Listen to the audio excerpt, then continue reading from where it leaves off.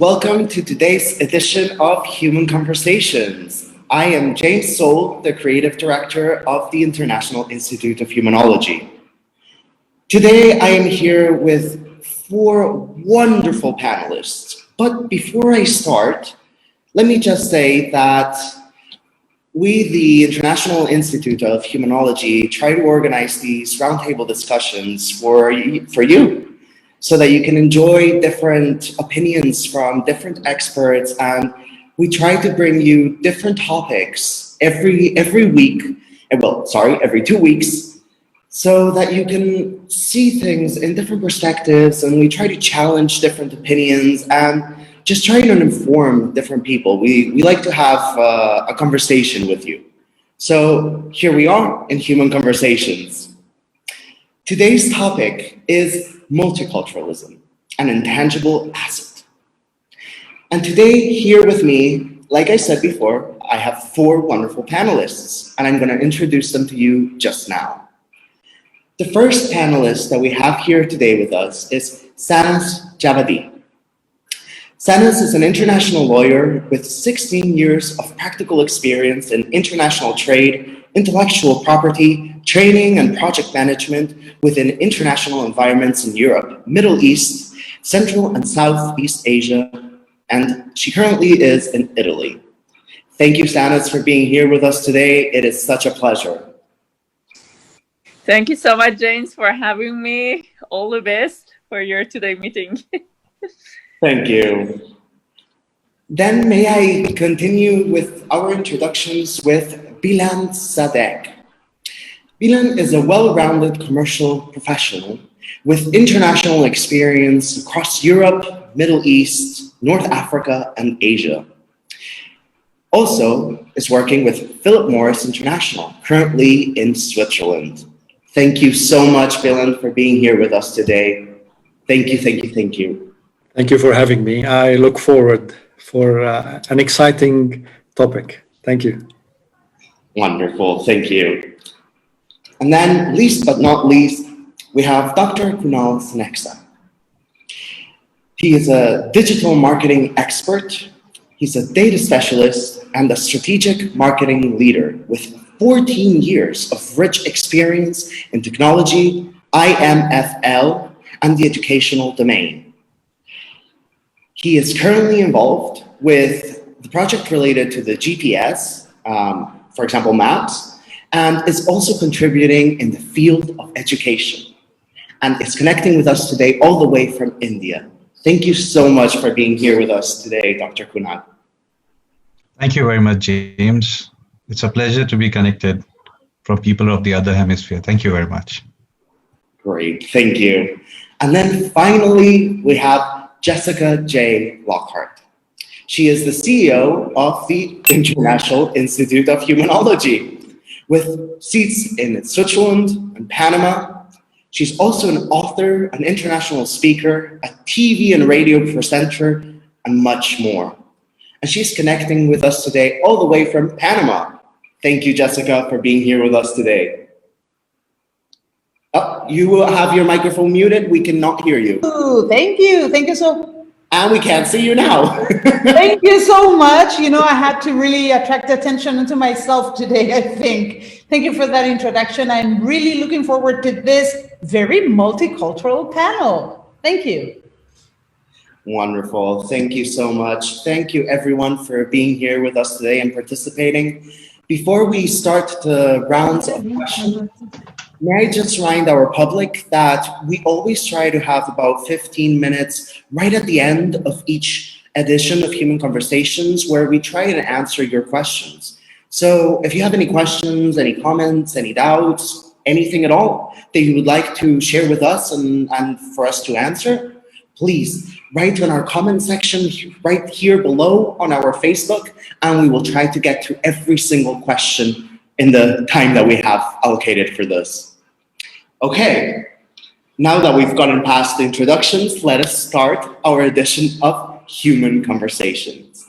Like I said, today's edition is about multiculturalism, an intangible asset. So let's begin.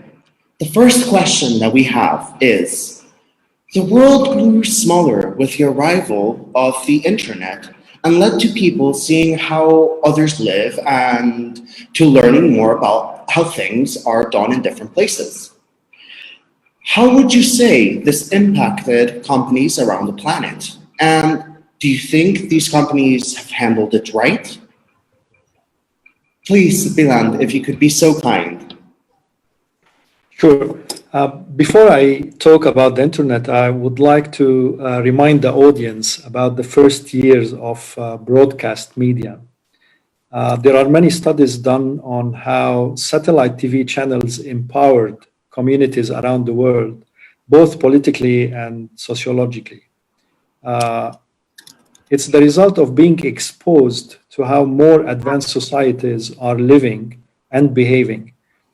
In my view, the internet has done the same. It's a great empowerment tool.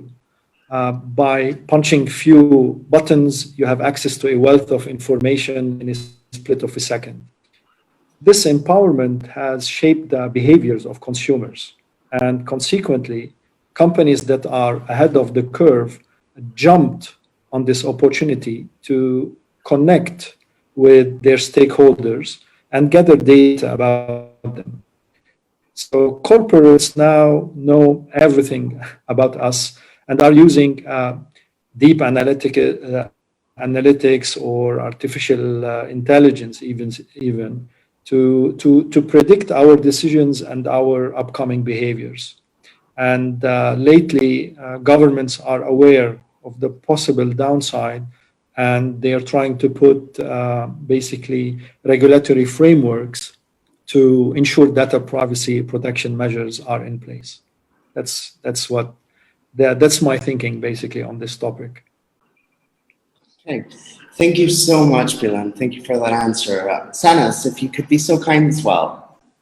Yeah, I mean, as mentioned by Biland, I have the same perspective. I mean, in legal environment, we really have more and more new legal issues relevant to digital environment, digital trade, and digital economy. And especially during the COVID time, you see that the digital commerce and e-commerce is evolving more and more. So during the last few months, especially, we've seen a very, some sort of enhancement in use of the digital tools in legal area in terms of intellectual property field, using intellectual property in blockchain, artificial intelligence, and in cyber security, as well as enhancing the international trade through digital environment. And as I've been recently and more active on women empowerment issues through a digital environment, we are also empowering women and trying to help women entrepreneurs through all over the world, which wasn't possible in the past. And you really had to have a face-to-face interface with everyone. But now through digital paths or digital means, you can also connect to the people that you want to provide legal protection.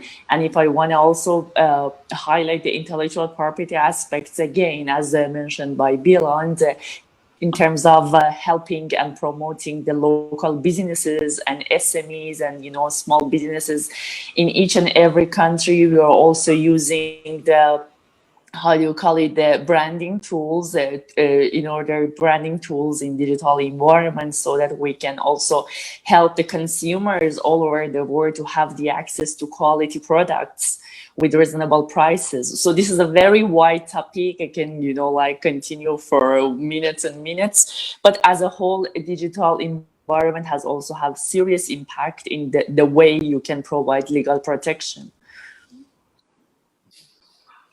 Thank you so much. Yes, that was a very, very deep answer. I hadn't thought of it like that. There's the positive and then there's the negative as well. That's true. Wow. Thank you. Dr. Kunal, same question, please. Okay, I was, very patiently listening to both the previous speakers, really applaudable answers from both of them. Now, how I see the world has, grown a little smaller, or people have come closer to each other. The first example is we sitting across different hemispheres of time zone in different hemispheres of the world and interacting with each other. So I would first give a thumbs up and kudos to Indian Institute of Humanology for making this question set right with a practical example. Okay, now coming back to the question here, I earlier working with maps, I've been to almost close to 73 countries in my life, and how internet technology has brought us close to each other in this sense is we are trying to communicate with each other irrespective of the place where they are and what they are doing, but we are trying to communicate information at every minute and every second. Now, if you talk about the first means of broadcast, what Biland was talking about and what we are today, what remains the same is the way we are communicating. But what is different is the channel of communicating. That's one most important thing. And also how it has impacted companies. Yes, we get to see different talents coming up with different mindsets, with different answers to the same problem and doing it in a different manner. So I wouldn't say that the definition of a breakfast, dinner, and lunch is different with you guys, is the same with us, but the way we do it is a little different. The way we have adapted to changes is because of the internet technology. The way we are bringing in change in our life with what Madam was talking about, Sanaz was talking about, e-commerce and other things. Yes, it is a gift of that. And as we go forward, things are going on a positive aspect. You bring in different places, you bring in different culture, like what we have today's topic of multiculturalism. Whatever you say, it's just at the click of a button, I can see you, what you're doing, and you can see what I'm doing. And it impacts us directly, indirectly, the way we look at it. If I want to see what's happening in Panama with the help of internet technology, I can see. You can see what is happening in India at the same time. So it's all the same with us. That's my opinion about it. Thank you so much, Dr. Kunal. Thank you for that answer.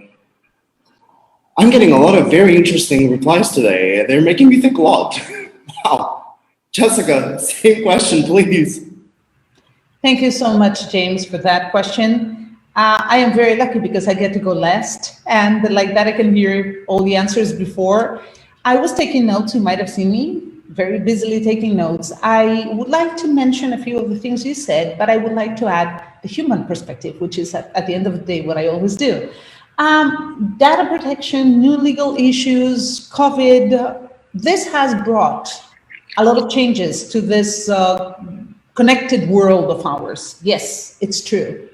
But I also have the impression that almost 100% of companies and people have been reacting to it instead of acting. I think this caught half of the world by surprise, and people have had to react to this situation in this ultra-connected world by responding the best way they could. They were not ready, and they just had to react on the spot. Some multinational companies were better prepared because they already were doing international business transactions, and they were more in tune to the international markets. But as Sanaz pointed out, there's more and more people who had to get into this world just like that immediately because the world changed overnight or almost overnight. With reference to what Biland said with previous broadcast systems, I would say that was a big change, totally agree, but there was one aspect that we see today that we didn't see before. And I think that's the standardization of English as the communication vehicle for most of these transactions. You see, we're here today, 5 people, and I don't know how many connected live, talking about this issue of multiculturalism, and we're all from different countries. I would say that most of you are not, or well, maybe Dr. Kunal and James are native English speakers. Maybe English is your second language or third, and you're using it as a vehicle for communication, which didn't happen with the first broadcasts. The first broadcasts were mostly national, and that had a great impact. But today we're addressing the world. We're not addressing our culture. We're not addressing our people. We're addressing multiculturalism as its best. And that means that we are somehow homogenizing and standardizing our messages to be able to get across. And that has very, very deep consequences, because by using a common language, we are really eliminating many of the biases, many of the connotations, and many of the nuances. We might be communicating in a single language, which doesn't mean we're communicating equally amongst ourselves. Because if I say, like Dr. Kunal just said, if I say breakfast, the image that will pop up in each person's mind will be completely different. And we have to bear that in mind. And I am afraid that many people are not able to do that. First of all, they're not even aware of that. I'm communicating, I'm talking, and they think that's enough. But are they truly communicating? Are they really reaching the other person? That is something that doesn't always happen. I have just completed writing a new book that I was asked to write by a publishing company in Spain, precisely on human communication. And one of the chapters of the book dealt with that, how we are trying to communicate across borders, but sometimes forget to communicate across cultures. And I think that is an important key aspect to consider in all these international relationships we're holding. You know, if we're doing international transactions, what we are saying is as important as what people are perceiving. And if we're talking about legal issues, like Sanaz was commenting, is the same thing. Yes, we might have a legal framework, but people might not understand the same thing. Let me give you just a little quick example, okay? One of the things I was discussing in my book is how some Asian cultures, like for example, Chinese, consider silence to be a proof, a show of respect. And in some of those Asian countries, a pause of up to 8 seconds is conceived as something normal, as a show of respect.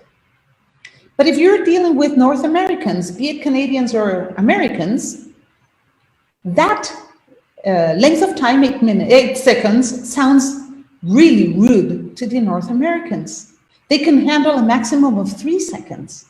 So imagine the situations that may arise just because of this very, very simple example. If you're in a Chinese-American conversation and the Chinese take their time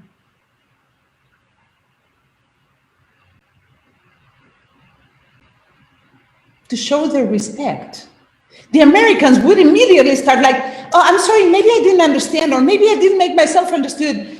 And that would really trigger the Chinese like, okay, what did we do wrong? And misunderstandings would arise from that. So yes, we can click on the internet, we can get a lot of information on the different cultures, but can we really get to know the culture? Oh, we need the experience, I'd say. So yes, the world shrunk, but no, we can't eat it whole. It's too much information, I would say. And that has to be borne in mind, and that has to be considered, I think, in this international world. So that's my answer, sorry. Thank you, Jessica. Thank you for that very complete answer. Those were some very interesting examples. Thank you for that. Let's move on to the next question. The next question that we have for our panelists today is, what would you say the worst risk is in the new plurality? Wait, sorry, my bad, I said that word wrongly. It's plurality, a little bit hard to pronounce, of cultures in the world is living in, and how would you suggest companies and institutions handle it? Let me repeat the question just because I know I messed up a little bit, sorry about that. What would you say is the worst risk in the new plurality of cultures in the world is living, and how would you suggest companies and institutions handle it? Sanaz, if you would be so kind as to answer the question, please. Again, James, I have my own legal perspective to this issue. I think, as I mentioned by Jessica, this may lead to malcommunication. This is what I've witnessed myself as an immigrant to Switzerland, you know, coming from Eastern culture to European culture and Western Europe culture, and also in terms of working in international environment. We really need to know and have the knowledge of each other culture. For example, in my home country, if you are, for example, eating food and you don't offer it to your colleagues or to your classmates, this would be considered as rude or no attention to your, like fellows. But I mean, in Western culture, maybe this could be considered as something normal. And after all these years of living in Switzerland, if someone now offer the food or something to me, I'm like really surprised. Oh, thank you so much, but I don't want it. You know what I mean? So it's like in the beginning, like it really hurts me. This is just one example. And if I wanted, for example, to communicate with my professors, with my colleagues, and the answers that I was receiving wasn't the thing that I wanted from the perspective that I had from my home country, I would be really offended. But after being in an international environment and getting to know different cultures, I could get to the conclusion that, like each country has each region has its own culture. But I think I hope I'm not getting far from the question, but what I think at the moment and what I'm doing at the moment is trying to train local communities, local, stakeholders to know about different cultures. And in legal environment, we also have these cultural issues in terms of contractual negotiations, international negotiations, and even in terms of diplomacy, trade, politics. So what I'm personally doing at the moment is training people from legal perspective to get to know different cultures. But I mean, this is what I'm doing. So I don't know about the other perspectives, but what I think is like that if we are living in a globalized world, in a digital globalized world, we really need to know more about the other cultures, which was, as mentioned by Jessica, everything was really local in the past, but now it's getting more and more international. And even in terms of the communication that I personally have been based in Europe with other countries based in India or Southeast Asia or Central Asia, I really see the difference between the communication and, like we really have to somehow get used to each other so that we can start communication after a while. And in the beginning, sometimes it's really hard because we cannot sometimes understand each other, but after a while, we can, we can communicate more efficiently. Thank you so much, Sanaz. Of course, I understand what you're trying to tell us, and I think that a lot of people who travel outside of their country and live outside of the country have experienced some sort of thing like this. So I completely understand. Thank you for that answer. Dr. Kunal, if you could answer the question as well, please. Right. Now, I will take this question from two perspectives. One is me going to outside world, and second is somebody from the other part of the world coming to my place. Okay. So first, I'll take it from me going to the other place, and there are plenty of examples I can share because wherever I've gone, the biggest problem is misinterpretation. One, because can be of the language, can be because of the culture you're going to interact with, can be because of the people who you are going to interact with. Somebody might be showing you a mark of respect by doing something, but it might be my bad. I would have not understood in the first place, and it might sound or look a little awkward. So that is the first risk, which is called misinterpretation. Second is, as and when you try to acclimatize or you try to adapt yourself to the particular place which you have gone to, you have already lost that passage of time for which that particular importance was there. So, you have lost the opportunity of understanding something which the other person might have misunderstood again. So it has happened with everybody. It is happening with everybody. And might be what news I have got because of globalization or the use of internet might be all negative about the place where I'm going. Might be there are so many positives also happening over there. So if I say, don't mind me saying this, but if I only got a war kind of a scenario or a political disturbance in the country where I'm going to land, I would be more scared. But the moment I reach over there, I don't see any of that. That was a kind of a picture what I had in my mind before I went over there. And when I landed over there, it's all peace. It's all green. It's all very good. And I find this to be a different picture. Now, second perspective, when somebody comes to my place, I would welcome that person with all hospitality I have, and I would try to become the best. Because see, in India, we start with namaste and we end with namaste. I think you might have heard about this word namaste. Now, my greeting of saying namaste is with my heart. I'm wholeheartedly welcoming somebody to my culture. And we feel guest as God. We have something in Hindi, I'll use this dialect here, Atiti Devo Bhava. That means guest is God. And we would treat you to the best we can, as per as my ability is concerned. Now, again, the problem is misinterpretation over there. I would love to feed you what I would make at my place, but probably you wouldn't like it, what Sanaz was saying. The thing is, it's all about what you perceive with what you see, and what you perceive with what you listen, and they both are two different things. And this is how companies and institutions are building themselves today in this world of new broadcasts, especially pandemic kicking in or pre-pandemic. Companies are trying to adapt themselves to those cultures where they have moved on to. So, I have so many people in my company who are from different culture who know how to celebrate a festival called Diwali in my country.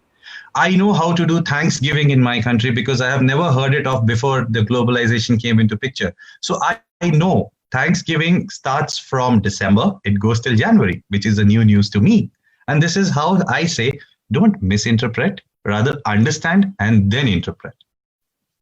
Thank you. Thank you, Dr. Kunal. Thank you for that answer. Of course, there's two sides of this. It's when we go outside of our own country and when people come to ours. That's very true. And it's an interesting perspective to see both sides. So thank you.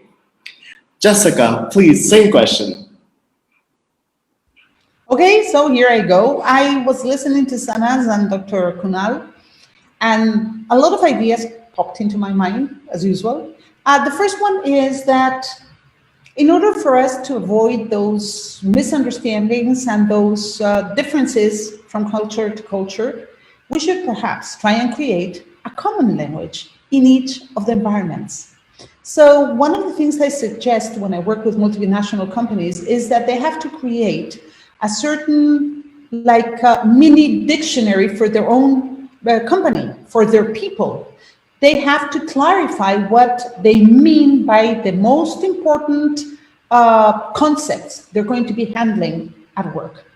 Creating that mini language and having a shared understanding of what we mean by the most important concepts might prevent and avoid certain misunderstandings.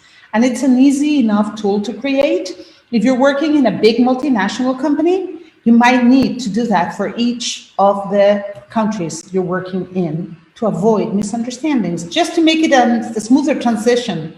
And the second thing I want to say is, when people move, as Kunal was telling us, they sometimes try to integrate. Sanaz, Biland, I know them because we met in real life outside of the internet, and I know they are globetrotters like myself. I know they lived in different countries, and I know they went through this adaptation process several times. And I guess they would agree with me when I say that some people don't make the effort to integrate. They move to other countries and they create their own ghettos. It's not always that the country creates the ghetto for them, it's they themselves creating the ghettos for themselves. We have Chinatowns in many countries in the world. We have, and we can continue. There are many cultures that do that. But I think that's not only a physical country reality, but also a mental one.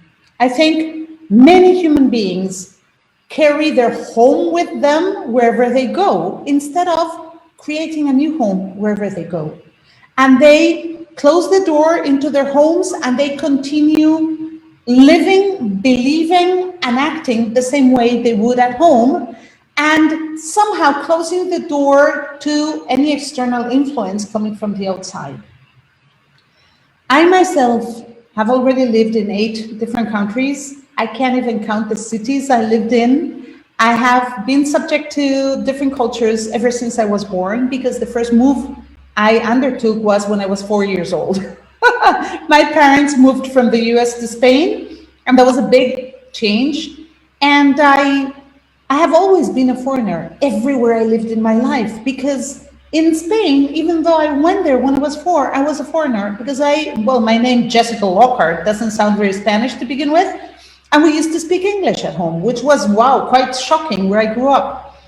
And then in the US, because I never actually lived in the US, but to go to uni, I already have an accent when I speak in English. I mean, Americans look at me like, she's not the real thing.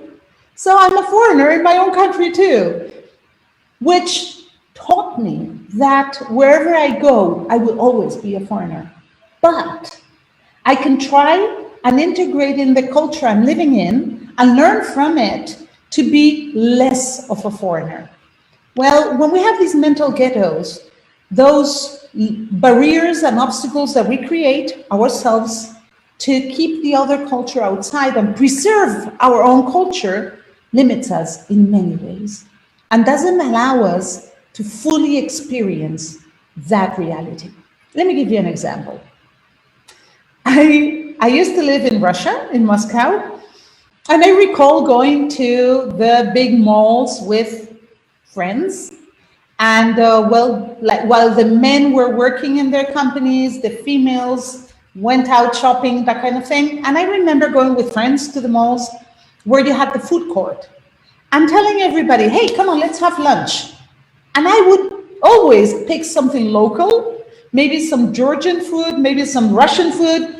None of the other ladies would take anything but international food. And they would say, oh no, that's too Russian for me. And I would ask them, but have you ever tasted it? No, but it smells very strong. Well, give it a try. No, it's too Russian for me. And they would never try it. So how experienced were they in the culture then, if that was the take they had on what they were experiencing?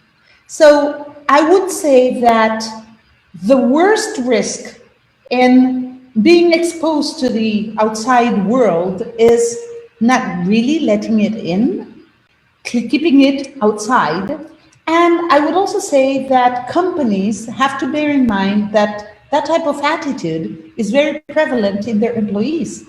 And it's very hard to detect because when they're at work and they're acting like everything is okay. But deep inside, they might have these mental blocks. So being aware of that and keeping an eye open to see if there are any of those mental blocks, I think is very important for companies as well. Thank you. Thank you, Jessica. Thank you for that answer. Of course, that's an interesting point, feeling like a foreigner in your own home country and what that feeling must be like. That's a very good point, actually. And I think that a lot of our audience will think about that because, well, at least we are living in different countries and we're all connecting here. So thank you. Can I add something just because you said that? Yes. Okay, you just said, yeah, a lot of people will feel like that. Okay, let me tell you something else I learned. And I learned this from many people I've worked with along these years.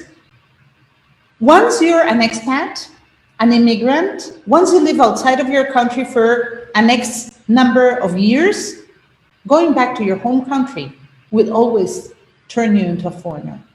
You will always be a foreigner in your home country when you return, because the widening and expanding of your worldview will be so huge that you will have little in common with the people you left behind. So you will always be a foreigner when you go back. That's true. I'd like to add one thing over here, if I am given the permission, James. Yes, go for it. All right. There's very one interesting point here. You know, I stayed in my life 8 years in the US in California, and when I came back, the first thing which I carried back with me was the American accent, which was not going with my attitude when I came back, because what I am, and what I was over there, I was, and when I came back, it was a mismatch of what I am and what I was. So you can behave the way you have stayed in your past life for a few days, but post that you come back to the normalcy of what you have been earlier, because you are put into an environment where you have been born and you have been taken through all your life. But these short tenures, which is outside the country, are those small tremors which, you know, jitter you a lot, but again bring back you to the same normal of life. And this I have also experienced. Thank you, Jessica, for bringing it. Thank you very much. Thank you, Dr. Kunal. Biland, please, if you could also answer the question. Sure. Personally, I don't think there is a risk or there is no risk of having multiple cultures. As human beings, we need to celebrate ourselves and celebrate others. Diversity in culture, in race, in gender, in age, in the way of thinking, and personalities should be welcomed. There is ample academic and even practical literature on the advantages of diversity in the business world and how it fosters innovation. Diversity is actually top priority on corporate governance agendas these days, and policies are put in place to ensure inclusion. Of course, from a business perspective, when you have a market with multiple cultures, your business model will become very complex. So catering to all these cultures and segments will be challenging. But it's up to the company or the companies to decide the segments or the target markets that they would like to approach, and accordingly tailor make their route to market strategy. Wow, thank you, Biland. I must say you've used a lot of words that I have heard for the first time, so I will have to get back to you on that later after this edition of Human Conversation, so you can explain it to me. But I hope that our audience was able to understand it. So thank you for that answer. Let's move on to the next question. Our third and final question for today is cultural appropriation, multiculturalism, cultural assimilation. Should cultures be protected or should they be shared? Please, Dr. Kunal, if you could answer the question. Okay, so I would go with the second line first. Culture should be shared. There's no harm in knowing somebody's culture. There's no harm in learning something from somebody's culture. You know, I would give you a very practical example. My wife is a Muslim. She's from Egypt, and she takes prayer 5 times a day. I'm a born Hindu from India. My mom, she is a Roman Catholic Christian, and we follow all the cultures in my house. So culture should be shared because you learn a lot of things from a lot of cultures, a lot of people, the way they depict it, the way they follow, the way they have been taught by their parents. And this would create a new normalcy because this first will take away all the barriers. Only thing is you just need to learn to adapt. I'm not saying it should be forcibly imbibed on somebody. You should have open heart, open mind in order to accept it. It's not necessary that you have to accept everything out of that culture. Again, up to you, because this is something which should come from inside. This is not a corporate training program when it comes to culture that, okay, Ms. Jessica is giving us a 5-day training program and, you know, James is the subject matter expert for doing X part of it. You know, Sanaz is taking the legal part of it. No, it's not like that. It's something which I feel from inside, yes, I should follow. You know, I have stayed in Egypt, in Cairo, I have stayed in UAE. I've seen almost half of the planet, and I love almost all the cultures because everything teaches you something. And you should take this as an opportunity to learn new things because it gives you new aspect of life. 24 hours is common for everybody, be it any part of the country. But what do you do, you know, kind of productive in those 24 hours? Keeping your culture at your background and then depicting how you are successfully carrying out an activity also plays an important role.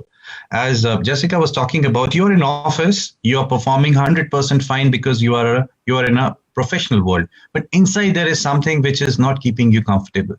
Might be the place where you are in, might be the culture you're following, might be the people of that culture who is influencing you. So all these things you need to look at because God has given you brain. You have to check which is right for you, what's wrong for you. We, in our country, let me give you a small glimpse of it.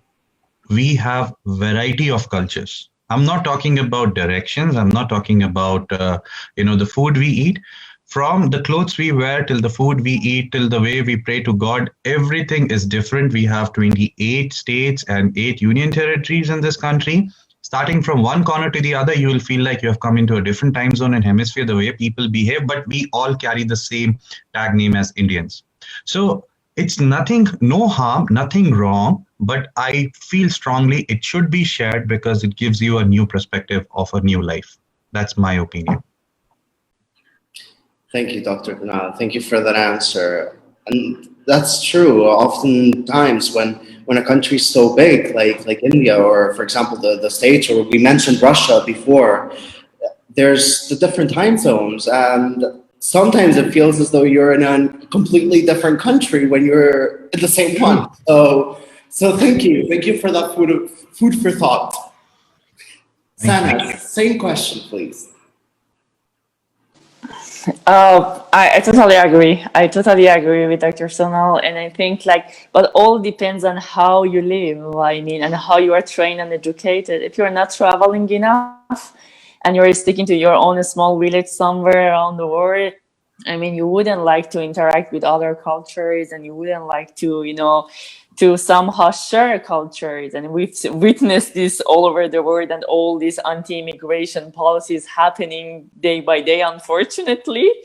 So, I mean, I'm a world citizen. I wouldn't mind. I'm always open to learn about new cultures. But I also witnessed this in Switzerland, that people are coming. They're trying to, I'm originally from Iran, like Iranian community. They try to stick to their own culture, their own traditions, speaking Persian all the time, eating Persian all the time. And I've seen this from other, cultures coming to Switzerland. And for them, it's like they cannot, first of all, integrate. They don't like to share. They want to keep their own culture, their own traditions.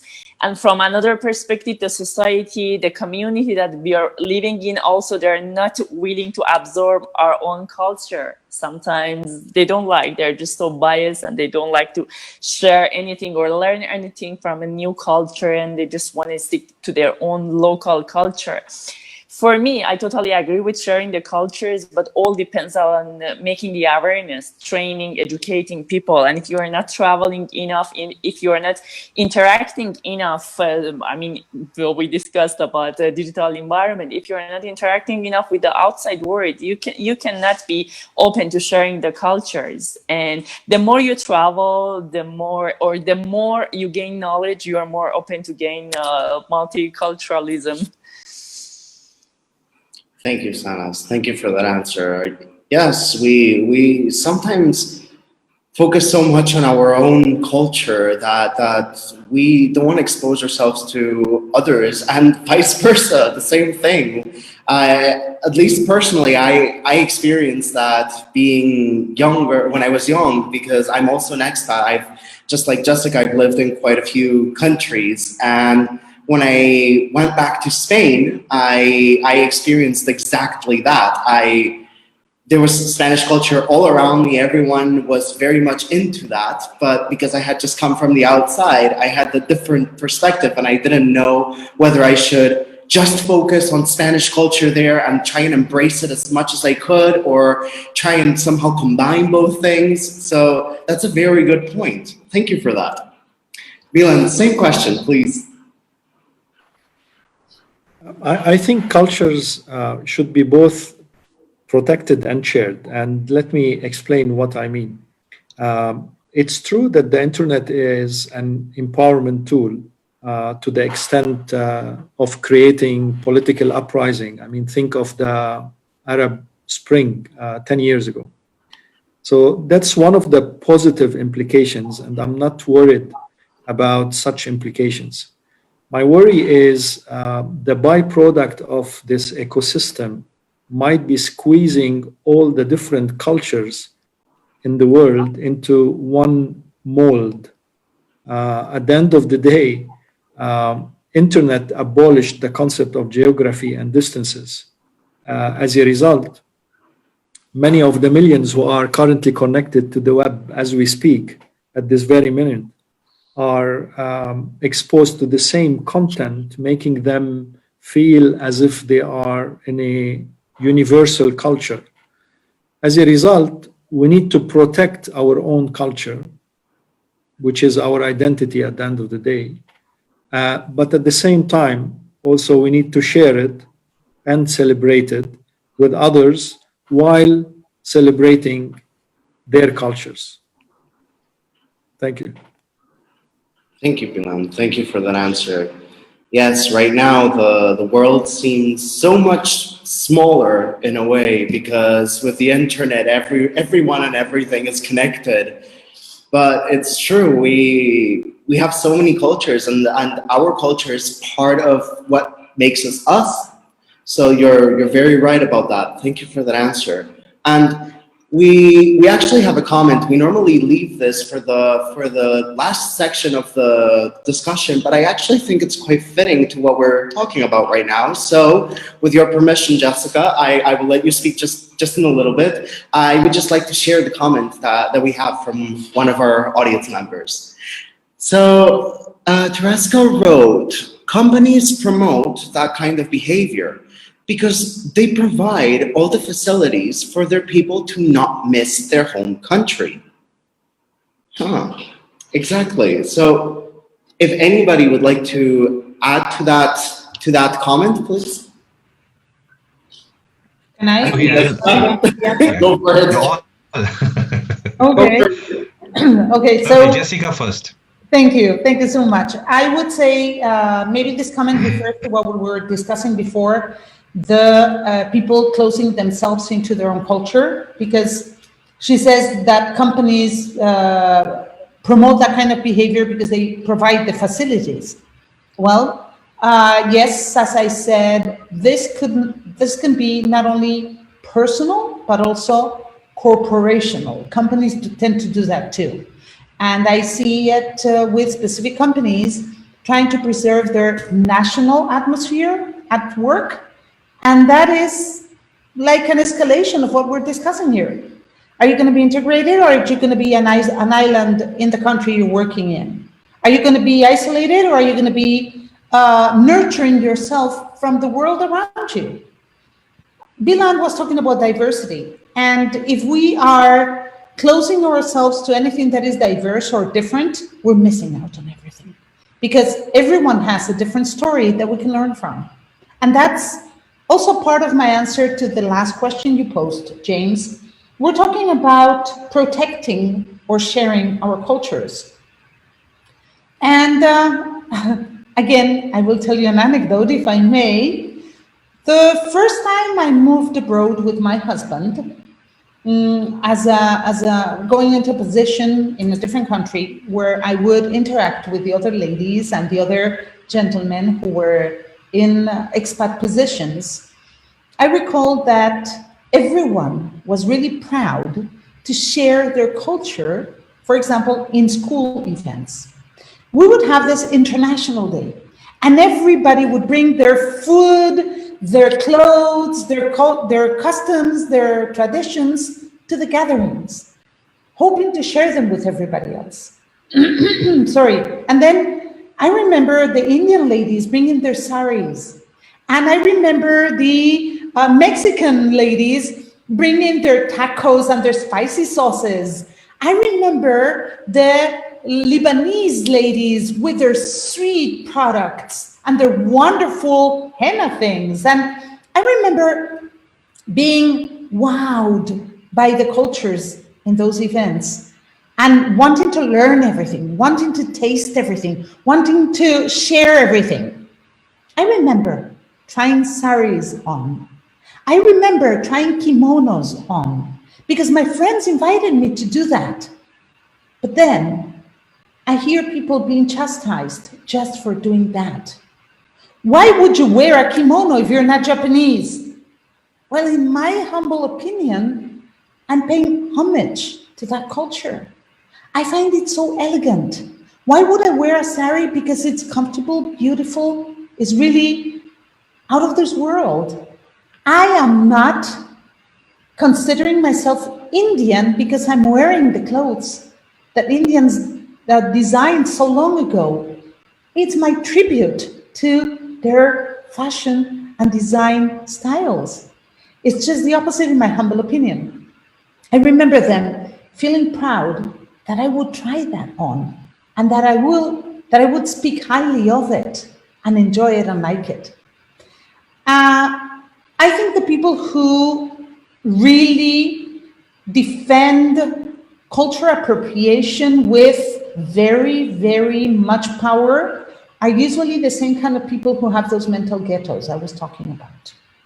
In my own personal opinion, and this is my opinion, paying respectful homage and tribute to other cultures is the opposite of cultural appropriation. It's sharing, it's spreading, it's learning, is the enriching part of being in a multicultural world. And I think that we shouldn't create ghettos, but help destroy them. Because we can preserve our own culture not by keeping it locked in a treasure box. Because if we keep it locked in a treasure box, it will rot and it will disappear. We have to show it and share it. That doesn't mean everybody else is going to take it as their own culture and reject their natural, native, original culture. Not at all. They're just going to expand their worldview and they're going to learn from one another. That's what I wanted to say. Thank you. Thank you, Jessica. Thank you for that answer. You've gone very much into depth with that, and you've given two different point of views, which I think are quite interesting, because I personally hadn't thought of somebody putting themselves into a mental and cultural ghetto, and then because of that, analyzing the world through that world lens. Because of course, if someone has that, it must affect the way that they see other people trying to celebrate that person's culture. So thank you for that insight. I think Dr. Kunal wanted to answer wanted to add a comment as well. So go for it. I was waiting for my chance because I have a lot of answers still here and I just want to share it with you guys. Now, when the comment came about, giving facilities. Now, I will tell you again from different perspectives over here. I was associated with Google for a quite long period of time. I worked almost 14 years with Google. Now, as a company, Google has its wings all across the world. And when you try giving facilities to people in a different time zone or in a different space, and you try to give them their homely touch, what my experience was, they never wanted it. They wanted to try something new. It's not that they rejected it, but they said no. If we are trying to give a Mexican person, the kind of Mexican food in India, the moment he looked at his food and he says, I have had so much of it, I want to try something new. I want to eat what you guys eat. Let me, give something different to my taste buds. That was one. Then where am I presently associated in the education domain also?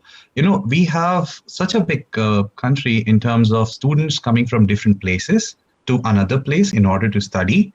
And what is happening over here is, since they are in their adolescent age, the parents over there, though we give them a lot of facilities in order to stay safe, have good food, have a comfortable living, parents say, don't do that. Let them have the hardship of life first, understand what things of change bring them into their baggage, and then give them a rosy bed for this. You can give as many features as you want, but you should think you are not overdoing it. I have traveled so many places. I'll tell you regarding the dress code, what Jessica was talking about. I have looked excellent in other countries' dress code than like what my home country says about. I don't look good in my home dress country code.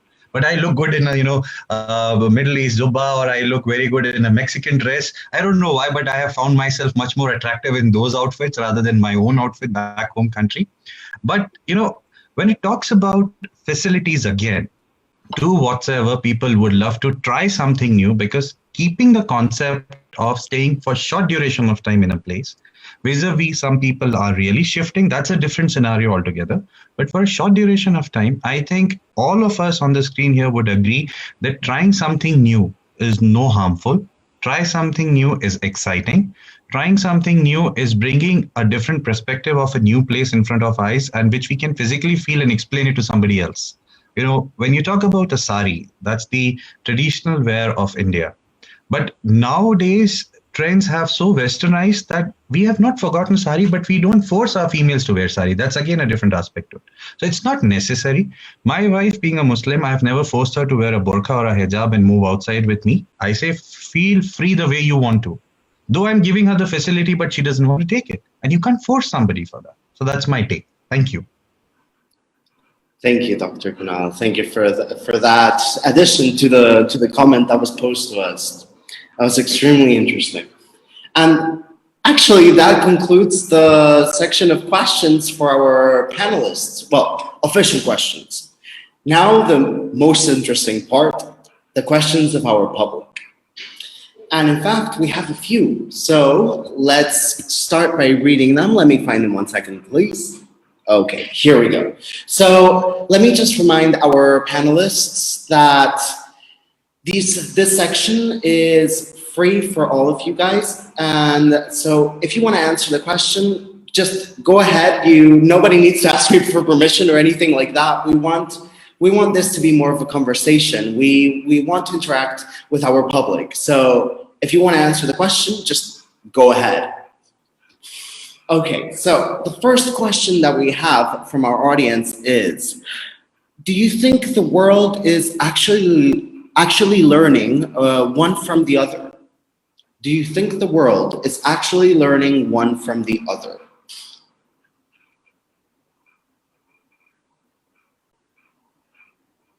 I think nobody knows when to answer. Oh, Sanaz. In terms of what? In terms of multiculturalism or cultural appropriation? I'm not sure. Let's hope that the person clarifies it for us. Because I still believe the same. Unless you have the opportunity to be in the or I can say okay, let me correct what I'm gonna say, is unless even your culture is open to learning and adopting or sharing with other cultures, it would be really difficult to be open to multiculturalism, because in certain countries we see that they are really biased about their own cultures. I think that in terms of learning from each other, countries are okay. I'm thinking so legal, sorry, or maybe a little bit political, but I think nations are learning from each other in terms of being more and more attached to their own cultures, unless they are exposed to a situation, to a condition to share knowledge, like working for an international company, traveling a lot, living in an international community. For me, working with international organizations, United Nations system, you cannot avoid, multiculturalism if you work for international atmosphere, environment. But this is what I've learned. But I don't think that, everyone is learning in terms of sharing. Maybe it's the other way around. The other way around. I would like to add something, if I may. I would like to say that I think the future generation, the next generation, is going to show us an answer to that question, because the next generation is the one that's growing up with this open internet, and the impact of that connectivity is going to be shown, I think, more clearly in this new generation that is going to take over soon. I think that the exposure to different cultures that the younger generation has experienced, something that in my generation we didn't, because it didn't exist, will start yielding results soon. We're going to start seeing the reaction of people like you, James. You're in your 20s, I would say, and you are the one who started growing up with this kind of extreme connectivity. I think we're going to see a difference in the way you behave compared to my generation, for example. I think that will tell us whether the world is learning or the world is closing into itself, I think.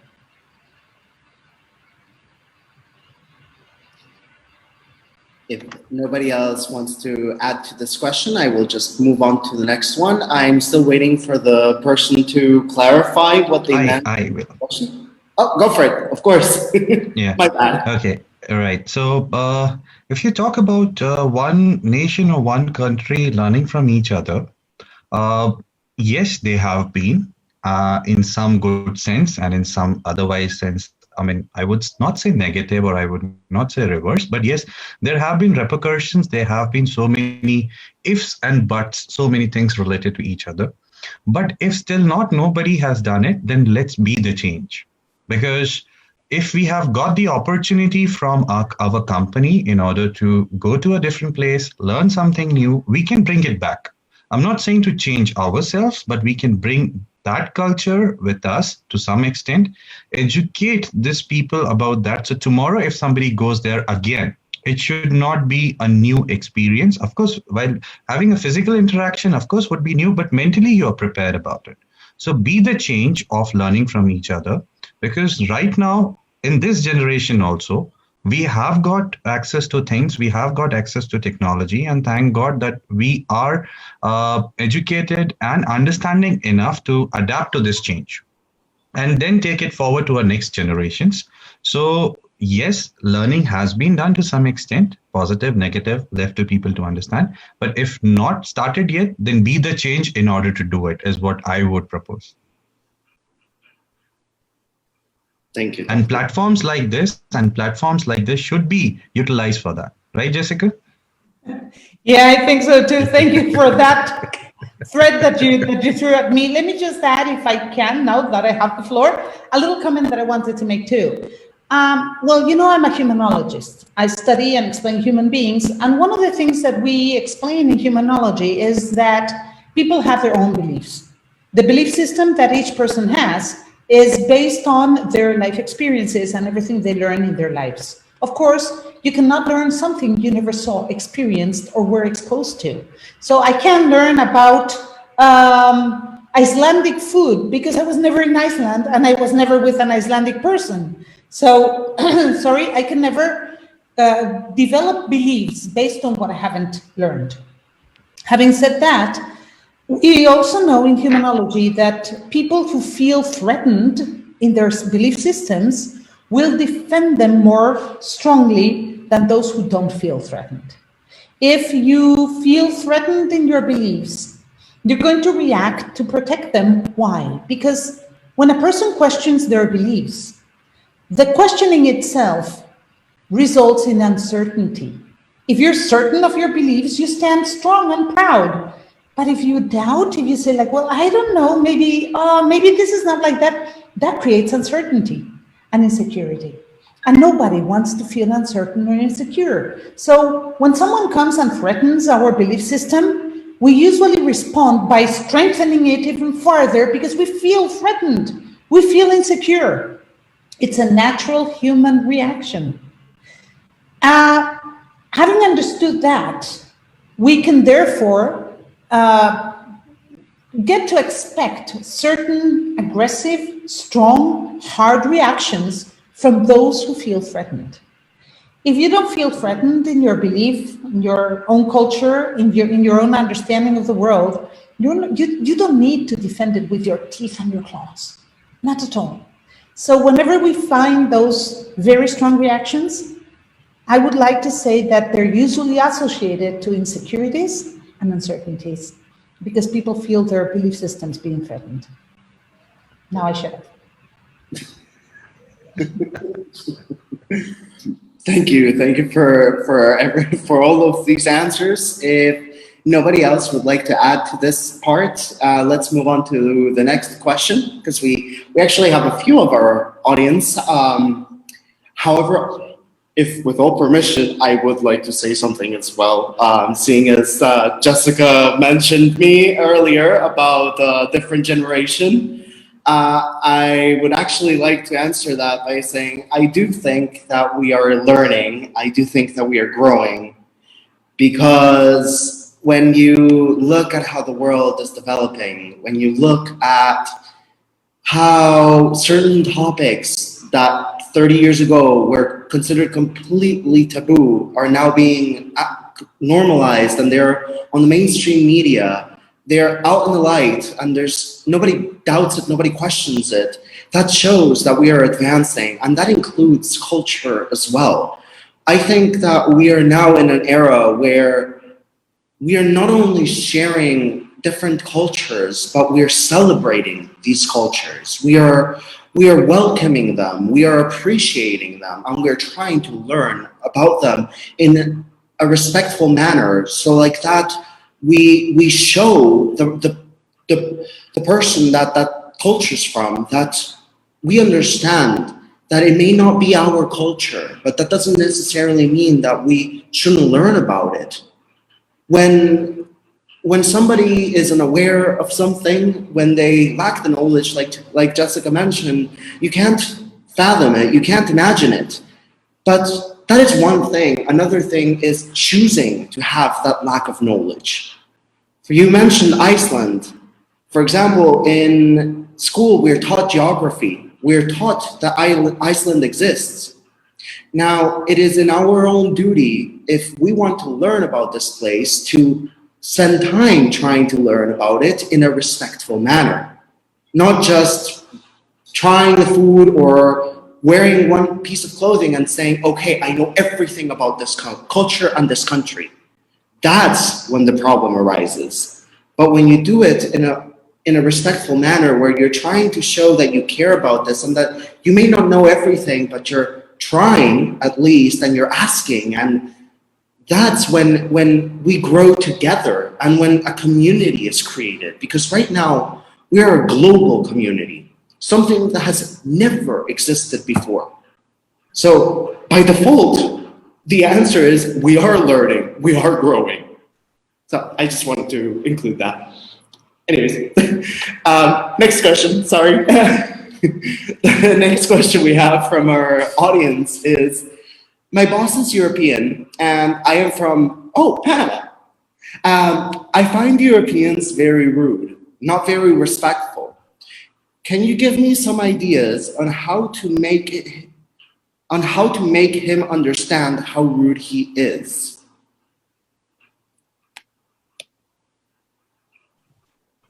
Can you just repeat the question, please? I'm sorry. No worries, of course. Yeah, because of the internet, I could not hear it properly. Disturbance. No problem. So the question that we have is, my boss is European and I am from Panama. I find Europeans very rude and not very respectful. Can you give me some ideas on how to make him understand how rude he is?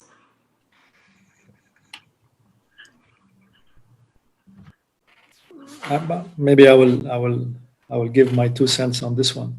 I mean, the difficult part is that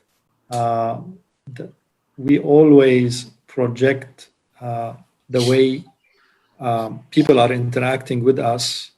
We project it on our system of beliefs. So if the other person is not conforming to the system of beliefs that we have, it would appear rude. So probably what I would recommend to the person who asked is, first, don't take things personal. I mean, you are in a work environment, so you need to, contextualize things. I mean, it's just business at the end of the day. Of course, I'm assuming that the other person is not crossing a kind of red line or is not doing something that is unethical. So if it is unethical, or if the boss is crossing the line, then the person who asked the question has to go to the compliance and report the whole thing.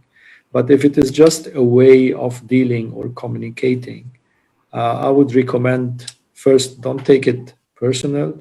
And the second thing, try to see things from the perspective of the boss, because the boss might be acting in an environment that he is projecting things in a European mind. So of course, it seems that the boss needs a coaching from Jessica, but assuming that the boss doesn't have the openness to to absorb the culture around him. It is up to the employee to, have a wider perspective and try to understand the cultural difference. And the third thing that I would recommend, that if things are really not tolerable, then a candid discussion with the boss could be a good opportunity, but it should be done in a very factual manner, because the boss can take things out of perspective. So she should have specific examples on what the behavior was and how it is interpreted in the current environment.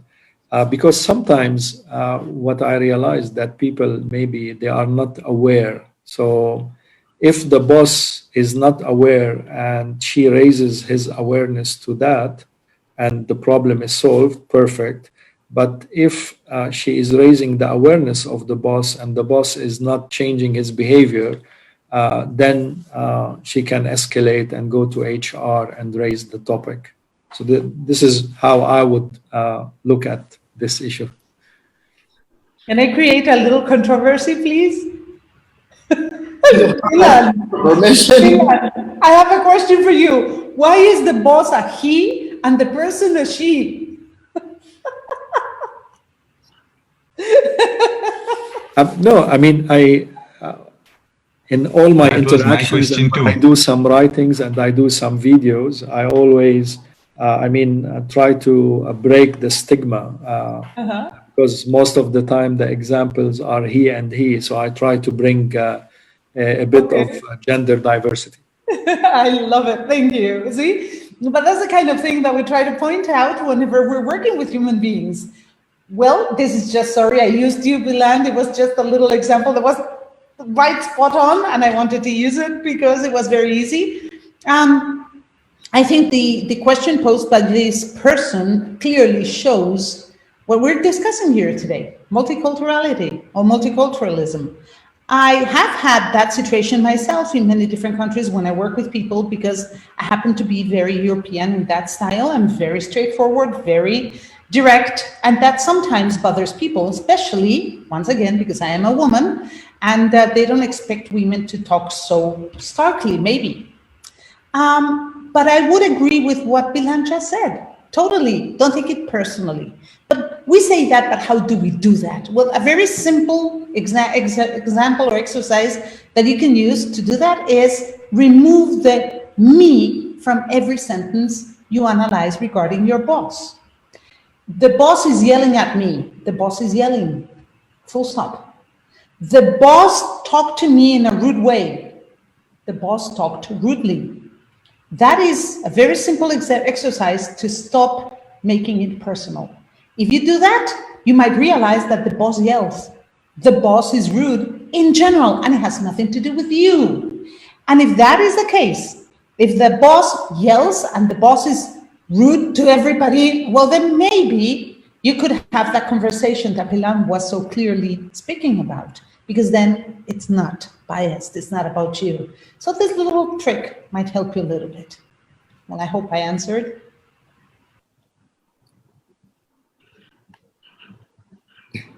Go for it. Okay, now there are two things very clearly said in the question, that the boss is from Europe and the employee or the co-worker is from Panama. Now, what happens is when you are working in a different time zone, you're working in a different culture, you're working with different mindset of people, you tend to lose your cool, because nothing is the way you have been working with, and you're not finding the things going in the same way what you project them to be, because you come from a different mindset of people, different work culture altogether.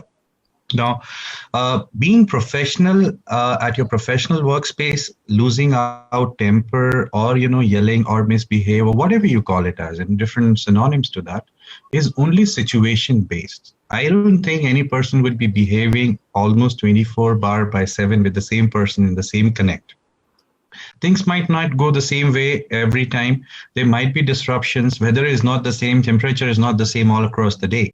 So what needs to happen here is, of course, I agree with Bilan. I agree with Jessica. Things have to be taken in different shapes.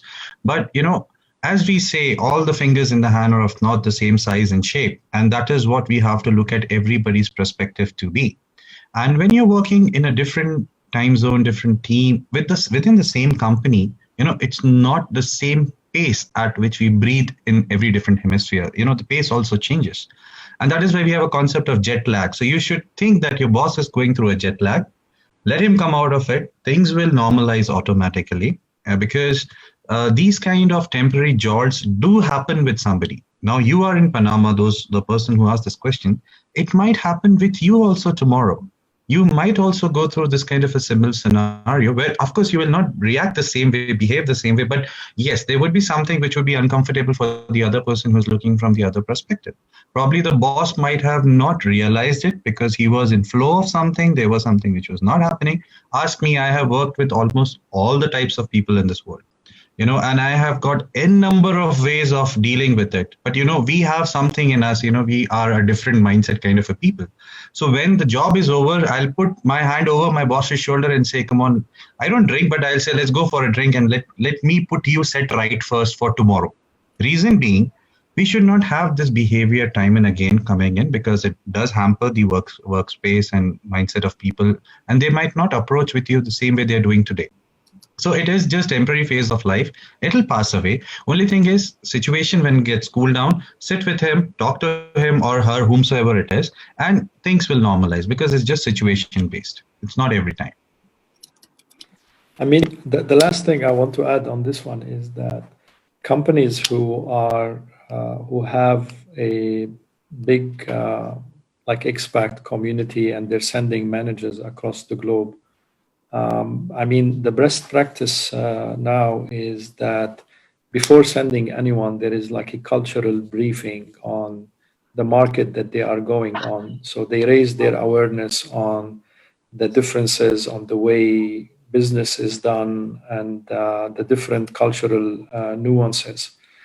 And the other thing that I want to say is that, I mean, if this is a recurring issue, companies, I mean, the employees these days, they have somehow, maybe now in the economic situation is not doing well, but in general, if you have a good talent and the good talent is going through this challenge, if the company is not adjusting its policies and addressing these issues, I assure you the talent would leave. So the company, if it's a smart company, the company should ensure that its expatriates are behaving within the norms and having the right induction to any market that they go to. But at the same time, also the employees themselves, they can try to have a wider view of things and try to see things from the manager's point of view. Maybe there is something to be learned there. Maybe there is something that is more ingrained in the society, but maybe that thing is not conducive to the business, and maybe there is something that they can learn. It's obvious that the boss doesn't have the emotional intelligence to sense what's happening around him and adapting and leading his team properly. But if things don't change, if you are a good talent, there are many companies that are doing the right things when it comes to these cultural sensitivities. Can I add one thing to Biland's comment? I agree with you. They are doing all those trainings for the executives who are traveling to the second country, and they offer that to their families as well. But do they offer that to the recipients of the foreigner? I mean, yes, you are a European working in Panama, and they might train you in the Panamanian ways, but the Panamanians don't know anything about your style or how you behave. So there's a little gap in there. And I think bosses or expats who are the ones doing the traveling should be aware of that, because it's not just what they learn, but what the others don't learn. That should also be considered, I'd say. Mm-hmm.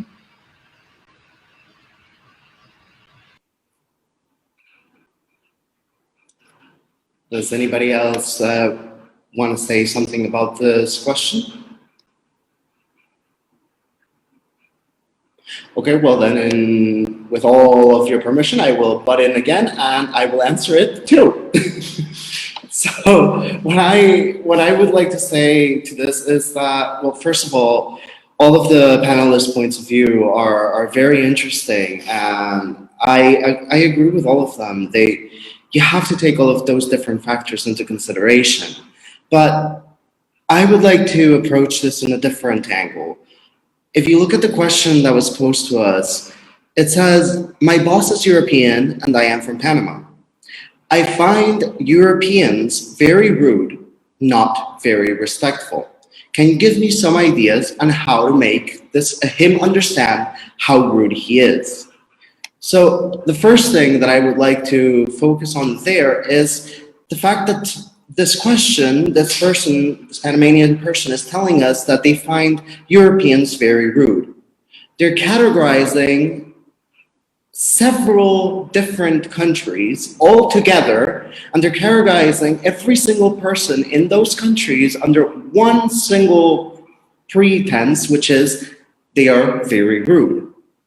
So it doesn't matter if you're Spanish, if you're French, if you're German, if you're Austrian, it doesn't matter, you're rude because you're European.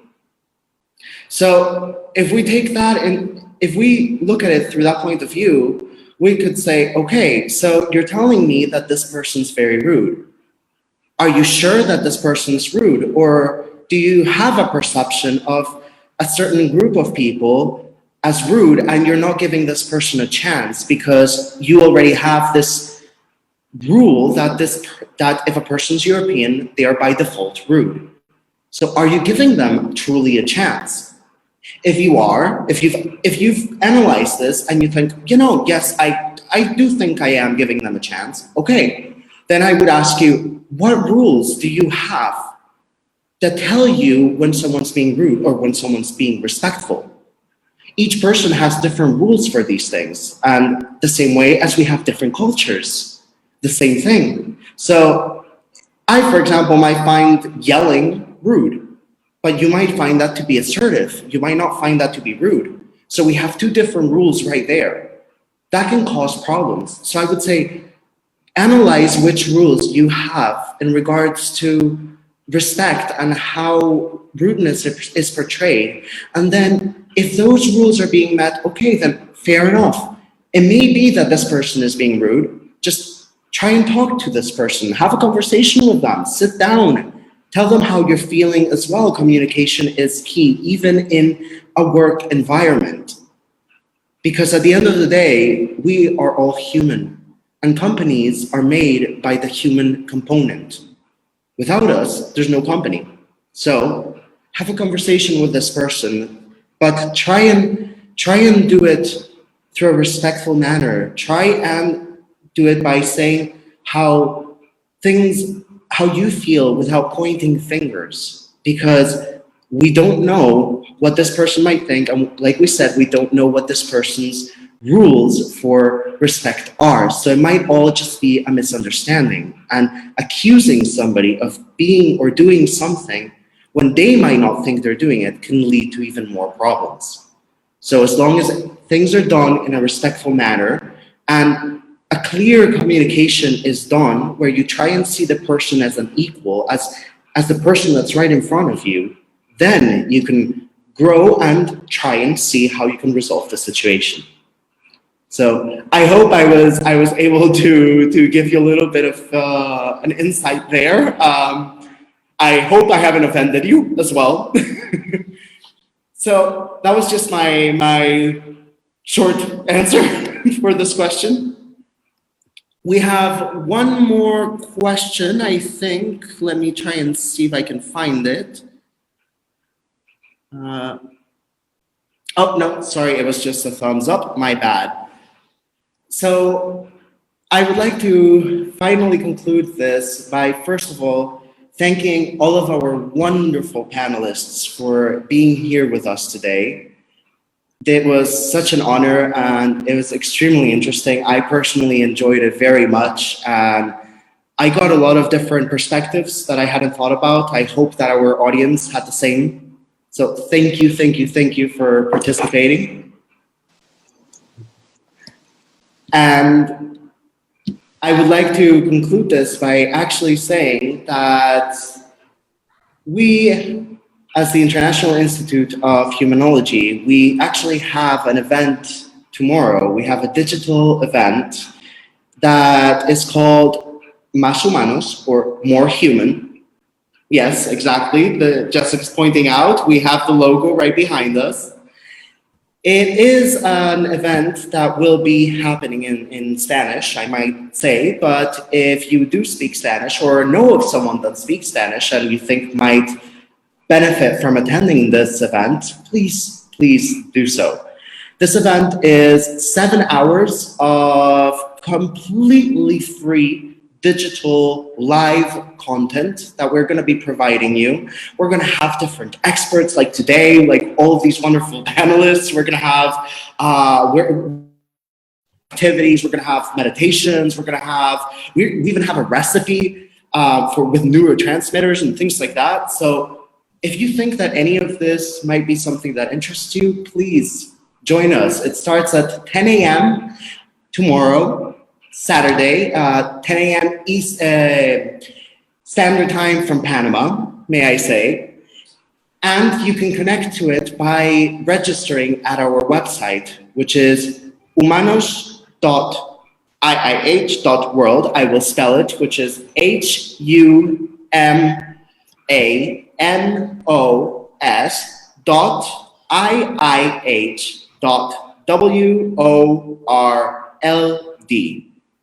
And once you register there, you can watch the event in that exact same website. You don't have to go anywhere else. There's no lengthy processes. Everything is right there. So I hope to see you there. And thank you everyone for attending. Thank you for participating. Thank you so much for organizing. Thank you everyone on behalf of the International Institute of Humanology. It was great chatting with you and catching up. I hope you join us for other panels, other activities, and we keep on collaborating together. Thank you. For sure. Thank you very much. Thank you.